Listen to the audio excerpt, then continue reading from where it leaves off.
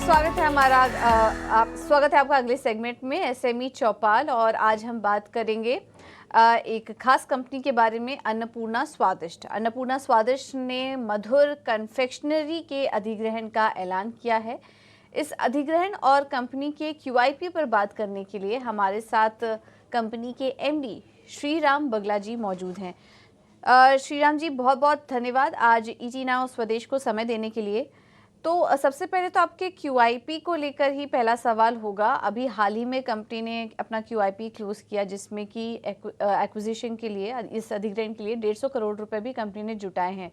क्या आप थोड़ा बता सकते हैं कि ये जो अधिग्रहण हुआ है, इससे क्या कुछ सिनर्जीज क्रिएट होंगे? Good afternoon. जैसे कि न्यूज़ ऑलरेडी है और एक्सचेंज वगैरह पे भी, ये टोटल क्यूआईपी रेज किया गया है ये कंपनी के एक्विजिशन के लिए मधुर कन्फेक्शनरी की। ये कन्फेक्शनरी इंदौर बेस्ड कंपनी है और इसका और हमारे प्रोडक्ट का सिनर्जी बहुत ज़्यादा बैठता है। इनका डिस्ट्रीब्यूशन नेटवर्क और हमारा डिस्ट्रीब्यूशन नेटवर्क इंटायरली डिफरेंट है, बट हमारे जो प्रोडक्ट्स हैं वो सेम डिस्ट्रीब्यूशन नेटवर्क में बैठते हैं। जैसे कि हम भी रेडी टू ईट सेगमेंट में हैं, तो ये कन्फेक्शनरी भी रेडी टू ईट मार्केट में आता है।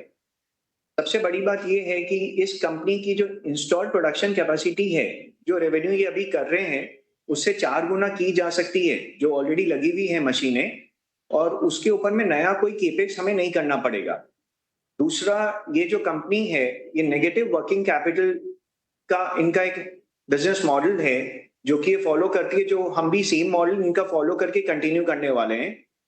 ब्लेंडेड लेवल पे ये दोनों कंपनी की सिनर्जी बैठ जाने से ये दोनों कंपनी का कंबाइंड मार्जिन्स जो है वो काफी सुधर जाता है।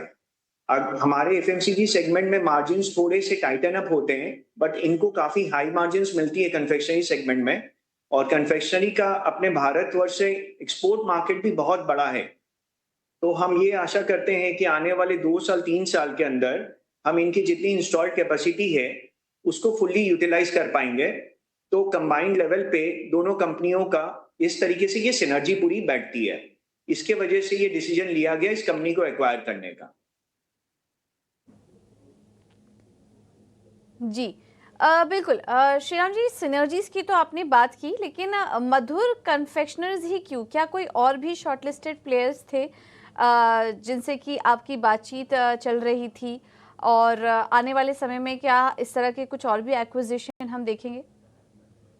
मधुर कन्फेक्शनरी अपने इंडिया के बेस्ट इन्वेस्टमेंट बैंकर के थ्रू ये डील अपने पास आई थी, और उसके बाद में अपने लोगों ने ग्रैंड थॉर्टन से इसका पूरा ड्यू डिलिजेंस करा के इस कंपनी में जो डेटा सामने प्रोमोटर्स का जो भी मिला हमें इनिशियली, वो पूरे के पूरे टैली होते थे। तो ड्यू डिलिजेंस के पूरे प्रोसेस के अधिग्रहण में ना हमने ये पाया कि ये कंपनी में कहीं पे भी किसी भी तरीके से कोई पॉइंट आउट करने की कोई चीजें नहीं रह जाती हैं। तो प्रोमोटर्स का रेफ चेक वगैरह काफी ज्यादा बढ़िया था, और हमारे लिए एक्विजिशन थोड़ा सा अग्रेसिव था, बट फिर भी मार्केट ने हमें सपोर्ट किया और क्यूआईपी को जो हमने फंड रेज की प्लान की थी वो पूरी की पूरी हम कर पाए। और इसके अलावा आने वाले साल में अगर कुछ अच्छी कंपनी मिलेगी जिसके मार्जिन्स अच्छे होंगे और वो रेडी टू ईट सेगमेंट में ही होगी और जिससे हमारी सिनर्जी बैठती होगी, तो we would try for acquisition.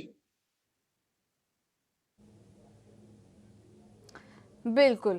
तो बाकी सारे सिनर्जीज तो अच्छे थे ही, लेकिन ड्यू डिलिजेंस करने के बाद मधुर कन्फेक्शनर्स अगर प्रमोटर से और मैनेजमेंट वाइज भी देखेंगे तो काफ़ी बेहतरीन कंपनी थी। इस वजह से ड्यू डिलिजेंस प्रोसेस के बाद इस कंपनी को चूज़ किया गया।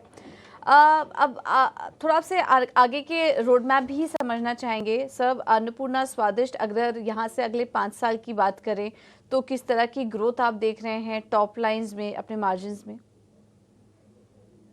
अगर अपने अन्नपूर्णा की बात करें तो अन्नपूर्णा जिस परसेंटेज पे ग्रो कर रही है ईयर ऑन ईयर, वो परसेंटेज पे ये ग्रो करेगी आने वाले 3-4 सालों में भी।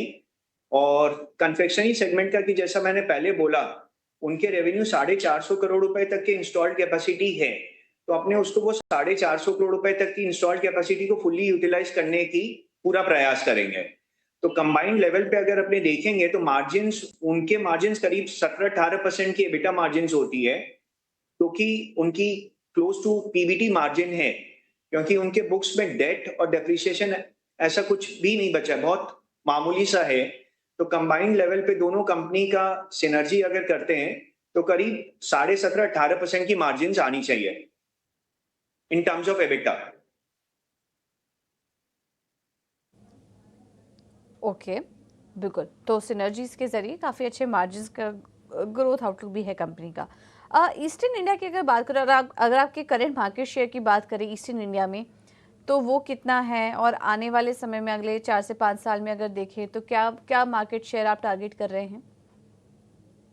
अगर हम खाली वेस्टर्न स्नैक्स का बात करें जिसे हम फ्राइम्स बोलते हैं, तो फ्राइम्स में ईस्टर्न इंडिया में शायद हम सबसे ऊपर ही हैं।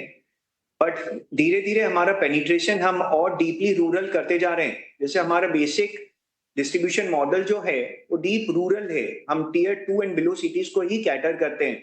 सो हमारा कॉम्पिटिशन भी अनऑर्गेनाइज्ड प्लेयर से ही रहता है। बड़े ऑर्गेनाइज्ड प्लेयर इस सेगमेंट में काफ़ी कम हैं। तो ईस्टर्न इंडिया में देखा जाएगा तो अनदर 3 साल के अंदर हम अपने फ्राइम सेगमेंट में क्लोज टू 50-55% का मार्केट शेयर शायद हमें मिल जाए।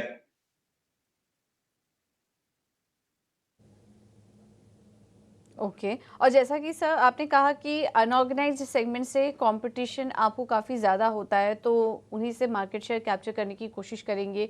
क्या स्ट्रैटेजी होगी आपकी? क्योंकि हम देख रहे हैं कि और आपने भी हाईलाइट किया कि कंपटीशन काफ़ी है, तो इसको फेस करने के लिए क्या स्ट्रैटेजी होगी? क्या कुछ नए प्रोडक्ट लॉन्च करने की योजना है आपकी? देखिए, अनऑर्गेनाइज्ड सेगमेंट से कंपटीशन ना ये हमेशा ही रहेगा। और ये जैसे ना छोटे स्केल पे भी काफ़ी बिज़नेस ग्रो कर लेते हैं जो कि लोकली थोड़े से एरिया को कैटर करते हैं।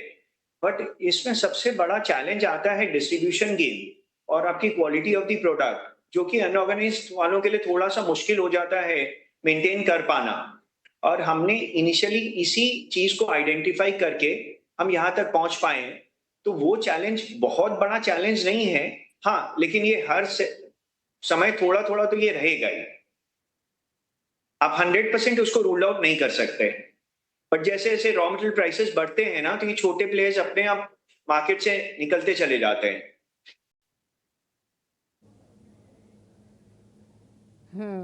बिल्कुल। बिल्कुल, ये काफ़ी अच्छी बात आपने हाईलाइट की। तो ये कंपनी के कंपटीशन फेस करने का स्ट्रैटेजी जो थी, वो अभी मैनेजमेंट हमें बता रहे थे। श्रीराम जी, बहुत अच्छा लगा आज आपसे बात करके। आपने कंपनी के जो एनालिसिस किया और ये जो नए अधिग्रहण के बारे में आपने दर्शकों को बताया, उसके लिए भी बहुत-बहुत धन्यवाद आपका। चलिए, ये थे अन्नपूर्णा स्वादिष्ट के मैनेजमेंट उनके एमडी श्रीराम बगला हमारे साथ जुड़े थे और अपने कारोबार के बारे में विस्तार से हमें योजना दे रहे थे। फिलहाल इस शो में इतना ही।